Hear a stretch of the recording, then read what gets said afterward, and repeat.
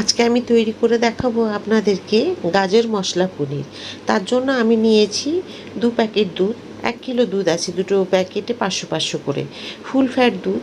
তবে এই full fat দুধ দিয়ে যখন আপনি পনির তৈরি করবেন, পনিরের পরিমাণটাও অনেকটা হবে আর এর স্বাদটাও কিন্তু খুব সুন্দর হবে। তো তার জন্য আমি 2 প্যাকেট ফুল ফ্যাট দুধ নিয়েছি। আমি দিয়ে দিয়েছিলাম 2 চামচ জল দুধ দেওয়ার আগে। তারপরে গ্যাস জ্বালাইনি, তাও জল দিয়েছি 2 চামচ মতো। আর 2 প্যাকেট দুধকে কেটে নিয়েছি। এখন গ্যাস জ্বালিয়ে নিলাম। এবারে আমি দুধের বাটিটা বসিয়ে দেব। দুধটা ফোটানো পর্যন্ত, মানে যতক্ষণ না ফুটে উঠছে ততক্ষণ আমি অপেক্ষা করব। তো আজকের যে আমি পনিরটা তৈরি করব, গাজর মশলা পনির, সাথে থাকবেন আমি কিভাবে তৈরি করছি। যদি দেখে নেন তাহলে আপনারাও আমার মতো তৈরি করে নিতে পারবেন। দিয়ে দিলাম ছোট্ট একটা গাজর, যেহেতু 1 কিলো দুধ সেই জন্য ছোট্ট একটা গাজর দিয়েছি। অতিরিক্ত দিয়ে দিলে তখন গাজরই মনে হবে, তো সেই জন্য মানে মনে হবে যেন পুরোটাই গাজর। তো দিয়ে দিলাম অল্প একটুখানি চিলি ফ্লেক্স। এর পরিবর্তে আপনারা চিলি ফ্লেক্সের পরিবর্তে আপনারা গোলমরিচও ব্যবহার করতে পারেন।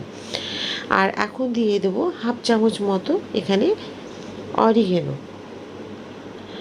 তো আপনাদের একটা জিনিস আমি দেখাতে ভুলে গেছি, যখন মাঝখানে আমি একটুখানি নুন দিয়েছিলাম, আপনারা বিট নুন বা সাদা নুন যেমন হোক নুন দিতে পারেন অল্প একটুখানি, স্বাদটা খুব ভালো হবে সেই জন্য। সেটা আমি ভিডিও করতে ভুলে গেছি, আপনাদের বলে দিলাম। আমি যেমন দিয়েছি চিলি ফ্লেক্স, অরিগেনো আর গাজর, আর আপনারা একটুখানি নুনটাও দেবেন। আর এখানে দিয়েছি 3 ঢাকা, আমি ভিনিগারের যে ঢাকার মাপে 3 ঢাকা দিয়েছি ভিনিগার। আর পরিমাণ এক মতো জল দিয়ে 1 কাপ করে নিয়েছি। দিয়ে দেখুন দুবারে দিয়ে আমি এই ছানাটাকে কাটিয়ে নেব। আমি এই কারণেই বললাম আপনাদেরকে যে সাথে থেকে আমার রান্নাঘরের থেকে দেখে নেবেন, কারণ এই পনিরটা আপনাদেরকে বাড়িতেই তৈরি করতে হবে। কারণ এই পনির কিন্তু আপনি দোকানে, মিষ্টির দোকানে, বাজারে কোথাও কিনতে পাবেন না। এখনও পর্যন্ত এই মশলা গাজর পনির এখনও কোথাও কিন্তু তৈরি করে না বা বিক্রি করে না।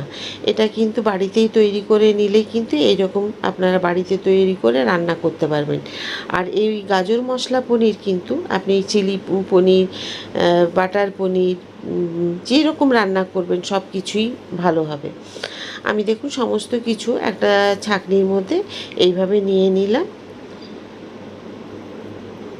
ব্যাস, এটাকে আমি এখন খুব ভালো করে 2 থেকে 3 বার একটু ঠান্ডা জলে ধুয়ে নেব।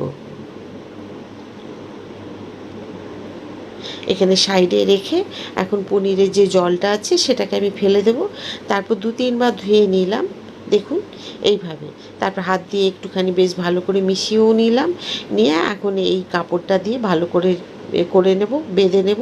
বেঁধে খুব ভালো করে দেখুন আমি নিয়ে নিচ্ছি, নিয়ে জলটাকে ঝরিয়ে নেব যতটুকু পারবো। তারপর কিন্তু যতটা পারবেন বেশ সুন্দর করে হাত দিয়ে চেপে চেপে জলটাকে বের করে নিতে হবে। আমি এভাবে কাপড়ের মধ্যে গোল করে করছি। আপনাদের যদি পনির যদি থাকে বসানোর যে বাটিগুলো বা টিফিন কৌটোগুলো, তাতেও আপনারা চৌকো বা যে কোনো শেপের তৈরি করে নিতে পারেন। তো দেখুন আমি যতটা পারছি হাত দিয়ে চেপে চেপে জলটা বের করে নিচ্ছি। তবে আপনাদেরকে আমি বলবো যে এইভাবে একটা এই পনিরটা রান্না যদি আপনারা বাড়িতে তৈরি করেন, দেখবেন আর মনে হবে না বাইরে থেকে গিয়ে পনির দোকান থেকে কিনে নিয়ে আসি। তখন কিন্তু পরিবারের বাড়িতে যতজন মেম্বার আছে সবসময় বলবে এই পনিরটা তৈরি করেই বাড়িতে যে কোনো রান্না করতে। আর আপনারও মন চাইবে না অন্য কোনো পনির দিয়ে কিছু করতে। এতটাই সুন্দর হয় খেতে, এতটাই সুস্বাদু হয়। তো এইভাবেই তৈরি করবেন আর সব রান্না করবেন, তাতে কিন্তু বেশ ভালোই হবে খেতে। দেখুন আমি এইভাবে একটা বাটির মধ্যে রেখে, আর আমি একটা যে নোড়া সেটা আমি চাপা দিয়ে দিলাম। জলটা ঝরে যাক, তারপরে আপনাদের দেখাবো কীরকম হয়েছে। পনিরটা দেখুন বের করে নিয়েছি। আপনাদের তো দেখালাম আজকে আমি যে গাজর দিয়ে আমি করেছি পনির, খুব সুন্দর হয়েছে। আপনাদের দেখাই, এই যে দেখুন পুরো 1 লিটার দুধের আমি করেছি। এই যে দেখুন কি সুন্দর হয়েছে পনিরটা। মশলা পনির করেছি আমি। আশা করি আজকের এই পনির আপনাদের সকলের খুব ভালো লেগেছে। দেখুন পনিরটা আমি গোল করে করেছি। আর খুব সুন্দর হয়েছে। এইভাবে আপনারাও তৈরি করে নিন পনির। আর পনিরটা কেমন হয়েছে সেটা আপনারা কমেন্ট করে জানাবেন আমাকে। সবসময় তো পনির আপনারা শুধু দুধ দিয়ে ছানা কাটিয়েই যেরকম নর্মাল হয় দোকানে আমরা কিনতে পাই সেই রকম, কিন্তু আজকের পনিরটা দেখুন চিলি ফ্লেক্স দিয়েছি, আপনারা চাইলে গোলমরিচও দিতে পারেন চিলি ফ্লেক্সের পরিবর্তে। আমি গাজর দিয়েছি এর মধ্যে, খুব সুন্দর হয়েছে দেখতে, আর এই টেস্টটাও কিন্তু খুব সুন্দর হবে। তো গোলমরিচের গুঁড়ো দিলেও ভালো লাগবে। তো খুব সুন্দর হয় এই পনিরটা, তৈরি করে একবার খেয়ে দেখবেন আর কমেন্ট করতে ভুলবেন না কেমন হয়েছিল। সবসময় তো দোকান থেকে আমরা নর্মাল সাদা পনির যেই রকম কিনে থাকি প্লেন, সেই রকম পনির থেকে একটুখানি আলাদা করে আপনাদের দেখালাম। তো যদি ভালো লাগে একবার অবশ্যই তৈরি করে খেয়ে আমাকে কমেন্ট করবেন।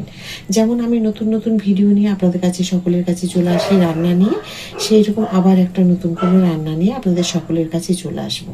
তো সবাইকে বলবো একবার অন্তত এই পনিরটা তৈরি করে খান।